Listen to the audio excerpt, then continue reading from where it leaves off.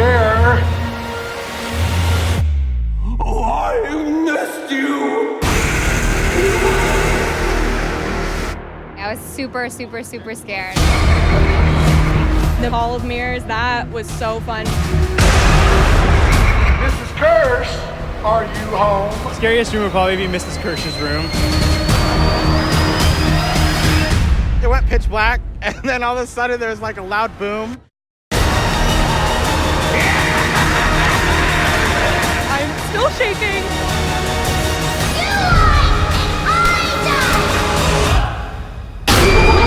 I love the bond of this group of people. I love the message of unity. I love the message of people confronting their childhood traumas and learning that by facing them, they free themselves from them. Yeah, I just watched the first one and went off of that one. I didn't reread the book or anything like that. Yeah, it was just kind of like whatever Finn was doing and being an extension of that. I don't know, just really scary and it's pretty dramatic. It's kind of about group trauma in a way. Yeah, it's interesting. I just think that you're going to see what happens next. You know, that's the first thing. But I think what you're going to see is how the friendships were forged in the first, and how they've kind of, even though they haven't seen each other in 27 years, how those friendships are still there, that chemistry is still there. If you're a fan of the first installment, the second just amps up those qualities that Andy Muschietti, the director, showed us in chapter 1.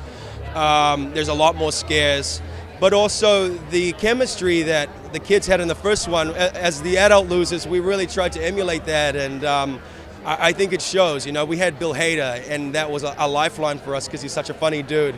So there's a real nice amount of lightness and humor in this as well as the dark moments. Well, the Pennywise character is he's like this evil entity, right, that can take the form and shape of anything it wants. I think that the scariest thing, at least when I saw it when I was a kid back in the day, is that it seems to be this thing that manifests like your worst fears out of coming from your imagination. So it seems to me that its power is limitless based off of your imagination. That's terrifying. I think it lives in everybody. It is that fear, that insecurity, that thing we all had as teenagers that, makes it so that we can't be healthy, happy, free. Looking 27 years later at myself and thinking about my, teenage fears and questioning, the ones that I still have, that still hold me back. That little voice that says, you're not good looking enough, you're not pretty enough, you're not smart enough. So he is a metaphor for the fear that we all employ to hold us back. And so it's up to us growing to beat our own it. And I think that's a big part about, the draw to this story. I think if you like the first one, you're going to enjoy the second one more. All the emotions that are displayed in the drama in the first one are intensified in chapter 2. It's scarier, and it has a different scale. It's told in a bigger canvas, and it's a story that deserves to be told in a bigger canvas. There's a dialogue between the timelines. We meet the losers 27 years later, but there are flashbacks to when they were kids. So yeah, you should expect something very emotional, very scary, and epic. It's a revamped, more intense, more exciting version of the first one. I think everyone should go out and see it. There's as much heart as the first one, but even more horror. It is scarier, it is more violent, and you get to see the older kids that you loved and first hit come back the second time and reunite. When he gets into character, it is very scary. When he's in character, he's very scary. But at the same time, I personally am a big fan of practical effects, so kind of seeing him, I can't help but just to get really excited, because I just think all of it's just so interesting. So I need to remember, oh, right, yeah, scary.